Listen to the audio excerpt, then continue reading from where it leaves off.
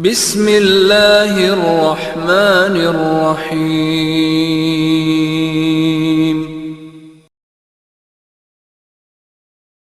اعوذ باللہ من الشیطان الرجیم، بسم اللہ الرحمن الرحیم، الحمد للہ رب العالمین، وصلی اللہ علی محمد وآلہ الطیبین الطاہرین المعصومین الذین اذھب اللہ عنہم الرجس وطہرہم تطہیرا۔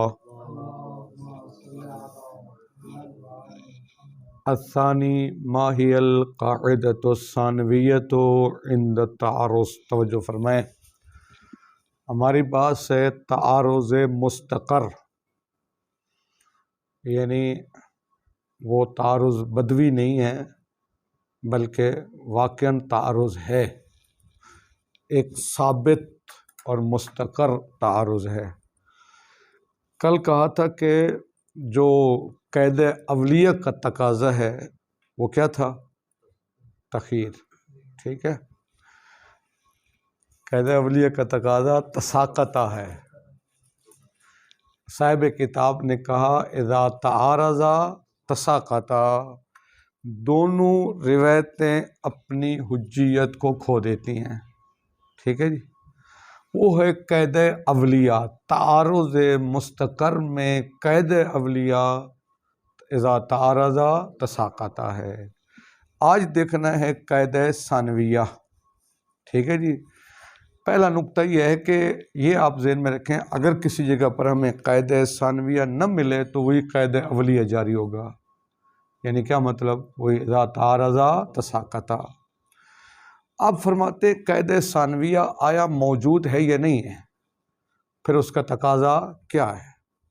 فرماتے ہیں فرض کریں دو روایات ہیں، متعارض ہیں، اور فرض یہ ہے متکافئین، یعنی وہ دونوں کے دونوں کیا ہیں؟ مساوی ہیں، کسی ایک کو دوسری پر کوئی ترجیح اور مزیت نہیں ہے۔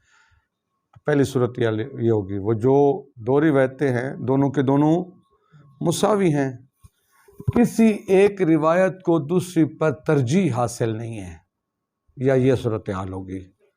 مثلا آگے مرجحات بیان کریں گے نا، فرض کریں جو موافق کتاب ہو وہ ترجیح رکھتی ہے، جو عامہ سے مخالفت رکھتی ہو وہ ترجیح رکھتی ہے، جس کے مطابق شہرت ہو وہ ترجیح رکھتی ہے، صفات راوی بیان کرتے ہیں، جو راوی عادل اور افقہ ہے وہ ترجیح رکھتا ہے۔ پہلا فرض مسئلہ یہ ہے کہ کسی ایک روایت کو دوسری پر کوئی ترجیح حاصل نہیں ہے، ٹھیک ہے جی۔ دوسری صورتحال یہ ہوگی کہ ایک روایت کو دوسری روایت پر ترجیح حاصل ہے، دو صورتیں ہوں گی۔ تو ایک بات ہے الخبران المتعارضان المتکافئان، یعنی دونوں روایتیں برابر ہیں، مساوی ہیں، کسی ایک کو دوسری پر ترجیح نہیں ہے، ایک یہ صورتحال ہوگی۔ دوسری بات کریں گے الخبران المتعارضان غیر متکافئان، ان میں وہ دونوں مساوی نہیں ہیں بلکہ کسی ایک روایت کو دوسری پر ترجیح حاصل ہے۔ تو علیحدہ بات کریں گے۔ سب سے پہلے بات کرتے ہیں الخبران المتعارضان المتکافئان، ایسی دو خبریں، ایسی دو روایتیں، ایسی دو دلیلیں جو متعارض ہیں، تعارض بھی مستقر ہے اور متکافئان ہیں، کسی ایک کو دوسری پر کوئی ترجیح نہیں ہے۔ فرماتے ہیں یہاں قید ثانویہ کا تقاضا تخییر ہے۔ اگر کوئی قید ثانویہ کو تسلیم کر لے تو بسم اللہ، ہم کہہ رہے ہیں کہ قید ثانویہ کا تقاضا کیا ہے؟ تخییر۔ اگر کوئی قید ثانویہ کو قبول نہیں کرتا تو پھر وہی اذا تعارضا تساقطا۔ اچھا، صاحب کتاب فرماتے ہیں قید ثانویہ کا تقاضا ہے تخییر، کیا دلیل ہے؟ فرماتے ہیں ہمارے پاس کچھ روایات مستفیض موجود ہیں جو تخییر پر دلالت کرتی ہیں، یعنی روایات میں آیا ہے کہ آپ ایک خبر کو دوسری خبر پر کیا کریں، آپ وہ تخییر پر دلالت کرتے ہیں کہ جب ایسی دو روایتیں ہوں جو متعارضان ہوں اور متکافئان ہوں، وہاں امام نے فرمایا آپ کیا کریں، آپ کو تخییر حاصل ہے، آپ جس کو چاہیں آپ اس کو لے لیں، جس کو چاہیں چھوڑ دیں۔ تو اس کے بارے میں باقاعدہ یہ ایک روایت پیش کرتے ہیں، انہوں نے وہ انشاءاللہ ترجمے میں وہ روایت پیش کرتا ہوں۔ اس روایت وہ روایت دلالت کری کس پر؟ تخییر پر۔ پھر اگر آپ کو یاد ہو وہ میرے خیال میں آخر صفحہ نمبر 196 آپ اس کتاب کا دیکھیں، وہاں پر اصالۃ الاحتیاط سے پہلے اصالۃ التخییر کے آخر میں ایک بات کی تھی کہ اصالۃ التخییر میں کہا تھا کہ جب شبہ موضوعیہ ہو یا جو بھی ہو، جب جو دو طرفیں ہیں، آیا وہاں پر تخییر کا ہم نے حکم لگایا تھا۔ وہاں بات کی تھی آیا تخییر وہ بدوی ہے یا استمراری ہے، یاد ہو اگر آپ کو۔ وہاں پر بدوی سے کیا مراد تھا؟ یعنی بدوی ہے یہ اختیاری، بعض کہتے ہیں بدوی ہے، بعض کہتے ہیں استمراری ہے۔ بدوی کا مطلب ہے آپ پہلی دفعہ شبہ کے جس طرف کو لیں گے واجب ہے آئندہ بھی اسی طرف کو لیں۔ استمراری کا مطلب ہے ہر مرتبہ ہر تخییر مستقل ہے، آپ کی مرضی جس کو لیں۔ وہاں پر کیا کہا تھا؟ اگر تخییر استمراری ہو تو کیا لازم آتا ہے؟ مخالفت قطعیہ لازم آتی ہے۔ بالکل یہاں عباس کہہ رہے ہیں، فرض کریں دو روایتیں ہیں، متعارض ہیں، متکافئان ہیں، اور ہم نے قید ثانویہ کا تقاضا بیان کیا تخییر۔ اب یہاں پر تخییر وہ آیا یہ تخییر ابتدائی ہے یعنی بدوی ہے یا استمراری؟ استمراری کا مطلب کیا ہوگا؟ آج اگر ان دو متعارض روایتوں میں سے میں ایک پر عمل کر رہا ہوں تو کل مجھے اختیار ہے میں دوسری پر عمل کروں، ٹھیک ہے جی؟ لازمی نہیں ہے کہ جس کو میں نے پہلے اختیار میں انتخاب کیا ہے آئندہ بھی اسی کو اختیار کروں۔ اس کا مطلب ہوگا تخییر کون سی ہوگی؟ استمراری ہے۔ یا یہ نہیں جناب، یہاں تخییر کون سی ہے؟ بدوی ہے۔ کیا مطلب؟ دو متعارض روایات ہمارے سامنے آ گئی، پہلی مرتبہ آپ کو تخییر ہے، آپ کو حق حاصل ہے جس روایت کو چاہیں اختیار کریں، سمجھ آگی بات؟ آپ کو حق حاصل ہے، آپ کے پاس تخییر ہے، یہ تخییر روایات سے ثابت ہے، ٹھیک ہے جی؟ لیکن جب آپ ایک روایت کو اختیار کر لیں گے تو آئندہ آپ نے اسی روایت کو اختیار کرنا ہوگا۔ مثال دیتا ہوں، اگر کسی جگہ پہ جانے کے دو راستے ہیں، دو سڑکیں ہیں، دو راستے ہیں، شروع میں آپ کو اختیار ہے، آپ چاہے راستہ نمبر 1 کو اختیار کریں یا راستہ نمبر 2 کو، لیکن جب ایک کو اختیار کر لیں گے آپ دوسرے راستے پر آپ نہیں آ سکتے۔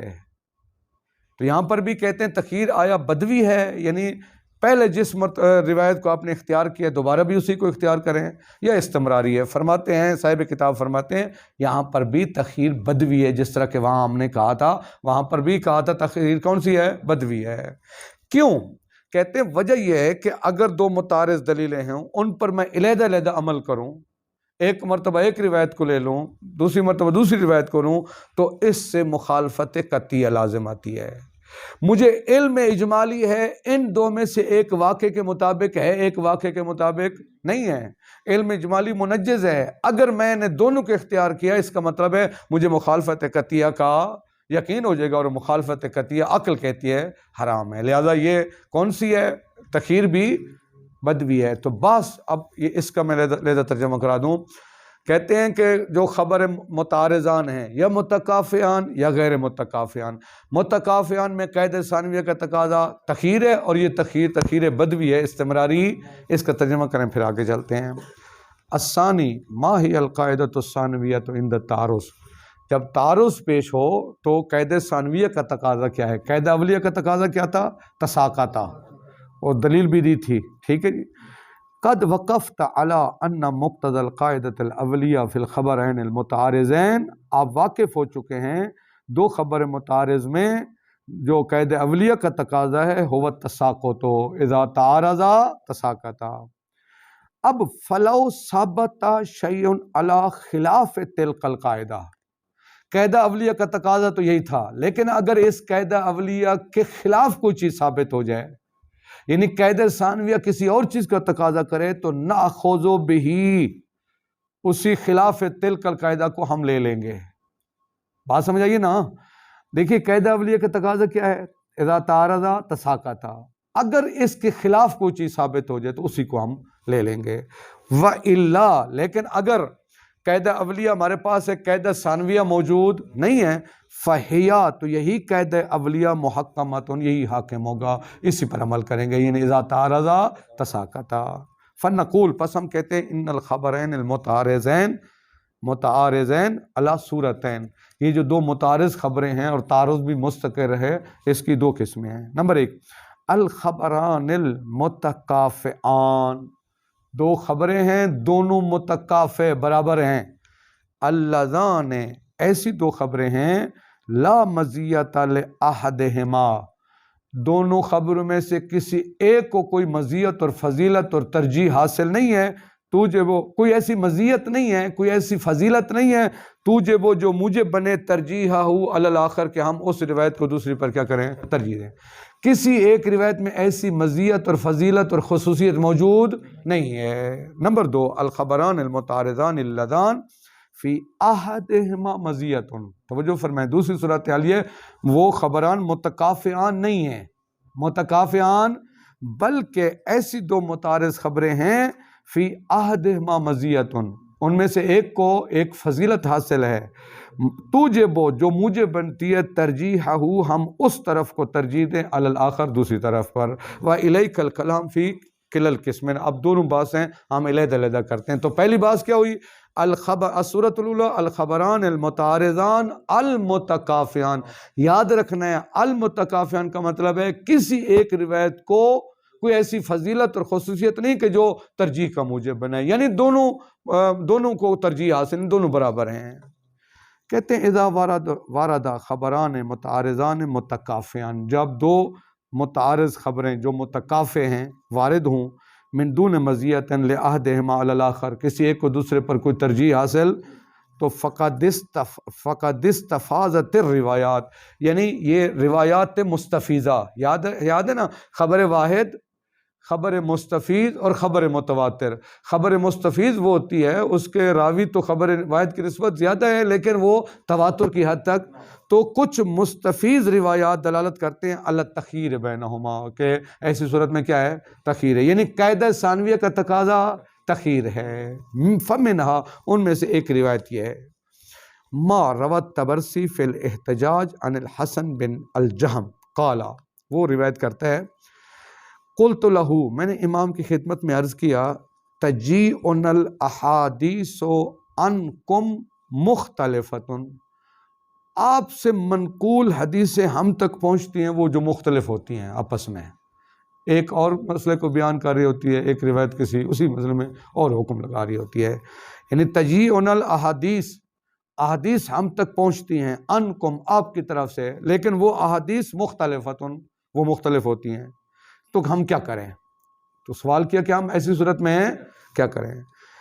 اچھا جی، فقال، امام علیہ السلام نے فرمایا، ما جاءک عنا، جو بھی آپ تک ہماری کوئی روایت پہنچے، فقس علی کتاب اللہ عز وجل و احادیثنا، ان کو کتاب خدا اور ہماری احادیث کے ساتھ مقایسہ کرو، ان کے سامنے رکھو۔ فَإِن كَانَ يُشْبِهُهُمَا، وہ حدیث جو آپ تک پہنچی ہے اگر کتاب اور ہماری احادیث کے مشابہ ہے، یعنی ان کے مطابق ہے، فَهُوَ مِنَّا، تو ان کو ہماری طرف سے حدیث سمجھنا، وہ ہماری طرف سے ہوگی، ٹھیک۔ لیکن وَإِن لَمْ يَكُنْ يُشْبِهُهُمَا، ہما کا مرجع ہے کتاب اور ہماری احادیث، اگر ان کے مطابق نہ ہو، فَلَيْسَ مِنَّا، وہ پھر ہماری روایت نہیں ہوگی۔ قل، تو راوی کہتا ہے، یجیئن الرجلان، ہمارے پاس دو مرد آتے ہیں، وَكِلَاهُمَا ثِقَةٌ، دونوں کے دونوں ثقہ بھی ہیں، بِحَدِيثَيْنِ مُخْتَلِفَيْن، دو آدمی ہیں، مومن ہیں، آپ کے ماننے والے ہیں، اور وہ دو مختلف حدیثیں بیان کرتے ہیں ایک ہی مسئلے میں، ایک کہتی ہے واجب ہے، ایک کہتی ہے مثلا مکروہ ہے یا حرام ہے وغیرہ، ایک ہی مسئلے میں دو مختلف حدیث ہیں۔ وَلَا نَعْلَمُ أَيَّهُمَا الْحَقُّ، ہمیں معلوم نہیں ان میں سے حق سچ کون سی روایت ہے۔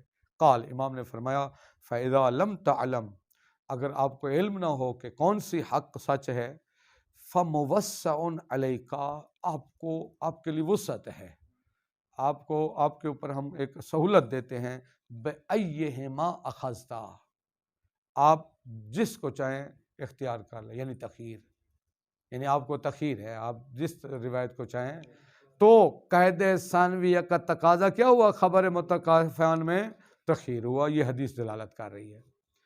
اسی طرح دوسری روایت ہے ما رواہ الشیخ فی التہذیب عن علی ابن مازیار قال، علی ابن مازیار سے شیخ طوسی نے کتاب تہذیب میں روایت نقل کی ہے، قال کہتے قرأت فی کتاب لعبد اللہ بن محمد الی ابی الحسن علیہ السلام، ظاہراً ابو الحسن سے مراد امام رضا علیہ السلام مراد ہیں، ایک خط لکھا ہے، کتاب کا مطلب خط، کہتے ہیں میں نے قرأت فی کتاب لعبد اللہ بن محمد، عبداللہ بن محمد نے جو خط لکھا نا امام ابو الحسن کو، اس خط میں نے پڑھا ہے، یعنی خط کا مضمون میں نے پڑھا ہے۔ وہ کیا ہے کہ وہ خط کا مضمون یہ ہے کہ اختلف، یعنی کس نے خط لکھا؟ عبداللہ بن محمد نے امام رضا علیہ السلام کو خط لکھا کہ اختلف اصحابنا فی روایاتہم عن ابی عبداللہ علیہ السلام، ہمارے اصحاب، ہمارے جو راوی ہیں، ہمارے جو شیعہ ہیں، انہوں نے اختلاف کیا ہے فی روایاتہم، معصومین علیہ السلام، انہوں نے اپنی روایات میں اختلاف کیا ہے۔ کون سی روایات؟ ان ابی عبداللہ علیہ السلام، حضرت امام جعفر صادق علیہ السلام سے منقول روایات، فی رکعتی الفجر فی السفر۔ دیکھیے کسی نے سوال کیا تھا کہ سفر میں آیا جو دو نافلہ ہیں صبح کے، آیا یہ میں پڑھوں یا نہ پڑھوں؟ اس بارے میں امام صادق علیہ السلام کی دو مختلف حدیث ہم تک پہنچی ہے، یعنی اختلاف پائے جاتا ہے، اصحاب نے جنہوں نے امام کے قول کو نقل کیا ہے ان میں کیا پایا جاتا ہے؟ اختلاف پایا جاتا ہے۔ یہ روایت کس سے متعلق ہے؟ صبح کی نافلہ، وہ بھی سفر کی حالت میں، فی رکعتی الفجر فی السفر، یہ دو رکعت فجر کی مراد وہ بھی نافلہ ہیں، چونکہ وہ تو جو واجب ہے وہ تو ہے ہی واجب نا، تو نافلہ ہیں۔ اچھا اختلاف کیسا ہے؟ فروا بعضهم، بعض اصحاب نے روایت کی ہے، امام نے فرمایا صلیھا فی المحمل، وہ جو مستحب ہیں دو نفل اس کو آپ سواری پر بھی بیٹھ کر پڑھ سکتے ہیں، ایک روایت یہ ہے۔ وروا بعضهم، بعض نے روایت کی امام نے فرمایا لا تصلیھا الا علی الارض، آپ اس کو نہیں پڑھیں گے مگر سواری سے نیچے اتریں، زمین پر پڑھیں۔ اب دو رکعت جو نافلہ ہے سفر میں، ان کے بارے میں دو مختلف حدیثیں اور دونوں حضرت امام صادق علیہ السلام سے ہیں، ایک میں امام فرما رہے ہیں کہ آپ سواری پر پڑھ سکتے ہیں، ایک میں فرمایا کہ زمین پر پڑھو، نیچے اترو سواری سے۔ اب وہ پوچھ رہے امام رضا علیہ السلام سے ایسی صورت میں ہم کیا کریں؟ اب دونوں سکہ بھی ہیں، کسی ایک کو دوسری پر ترجیح بھی حاصل، تو ہم کیا کریں؟ فقال علیہ السلام، امام نے فرمایا موسع علیک بأیۃ بعملت، آپ کے اوپر وسعت ہے، آپ جس کو چاہیں، یعنی آپ محمل پر بھی بیٹھ کے، سواری پر بیٹھ کے بھی آپ پڑھ سکتے ہیں، نیچے اتریں زمین پر بھی آپ پڑھ سکتے ہیں۔ یعنی کیا مطلب؟ تخییر، اس کا مطلب کیا ہوا؟ تخییر ہے، ٹھیک ہے جی۔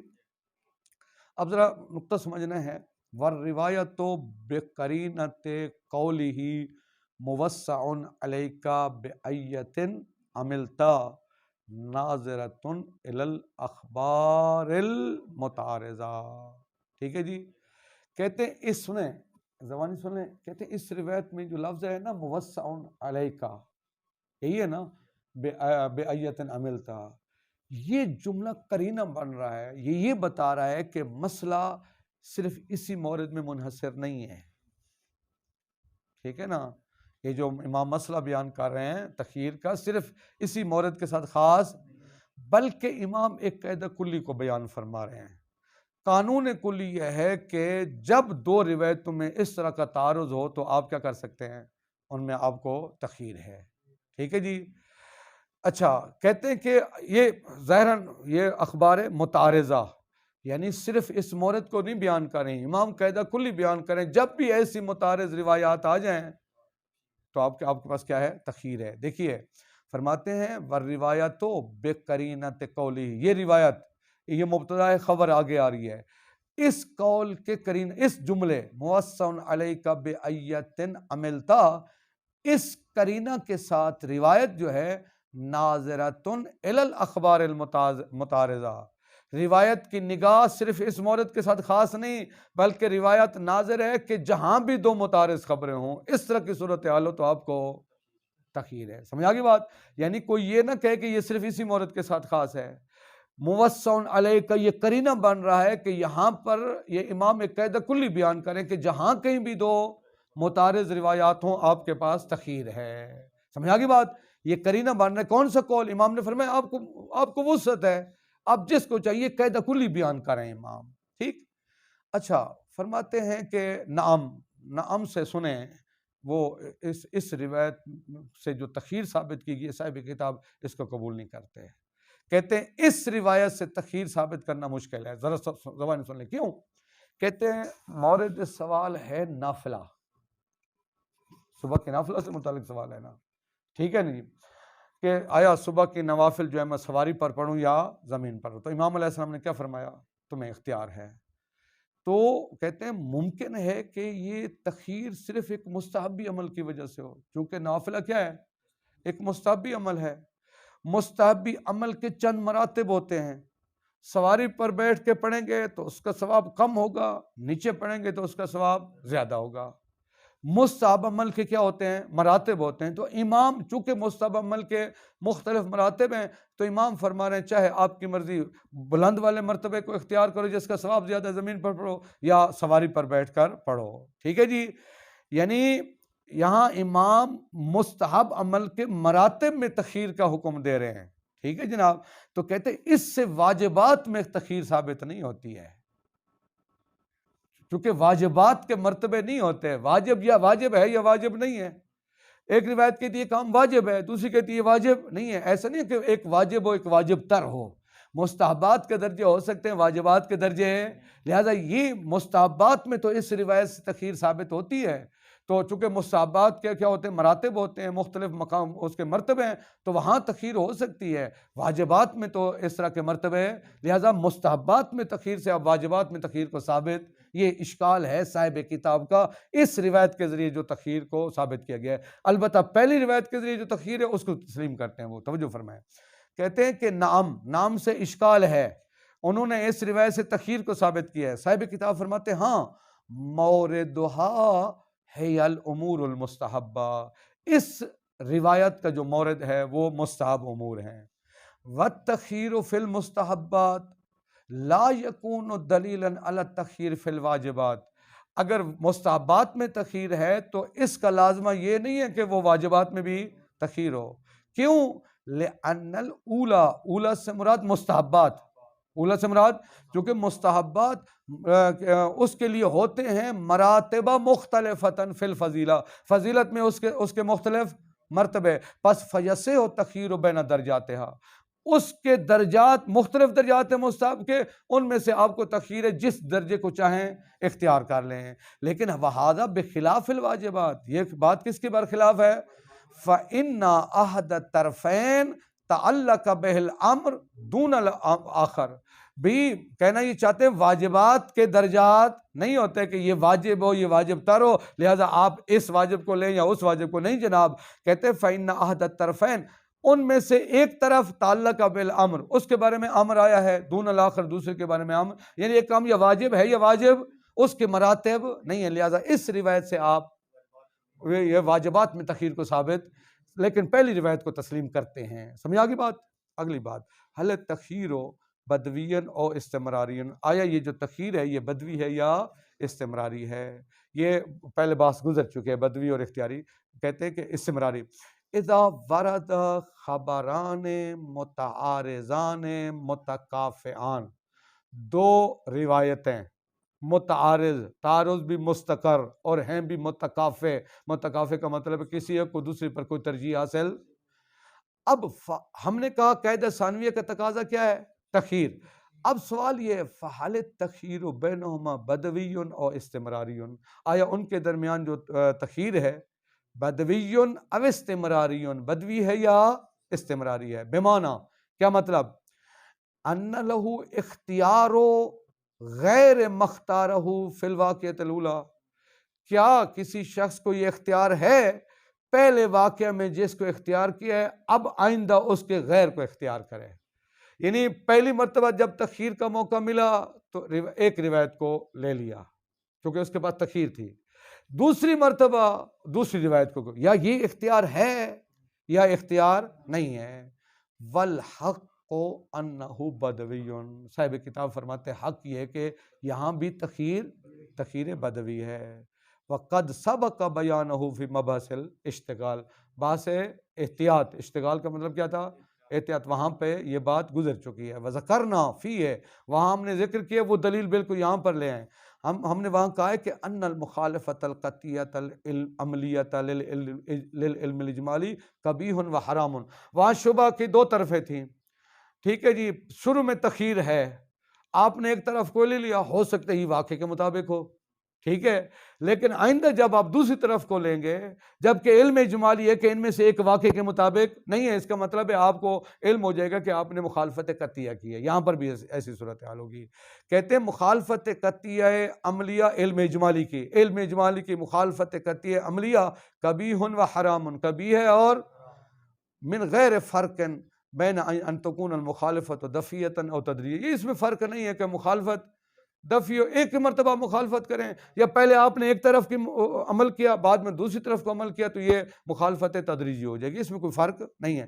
فَإِذَا أُخِذَ بِأَحَدِ الْخَبَرَيْنِ فِي وَاقِعَةٍ، یعنی جب ایک مرتبہ پہلی تخیر میں آپ نے دو روایتوں میں سے ایک کو اختیار کیا، والخبر الاخری فی واقعۃ اخری، اور دوسری مرتبہ آپ نے دوسری روایت کو اختیار کیا، فقد علم بالمخالفت العملیہ، تو پھر مخالفت عملیہ کا علم ہو جائے گا، یعنی مخالفت قطعیہ لازم ہے گی، اما بعملہ ھذا او بما سبق، یعنی اس روایت پر عمل واقع کے خلاف ہے یا پہلے والی روایت پر عمل واقع کے خلاف ہے، لہذا مخالفت قطعیہ لازم آتی ہے جو کہ قبیح اور حرام ہے، لہذا ہم کہتے ہیں تخیر کون سی ہے؟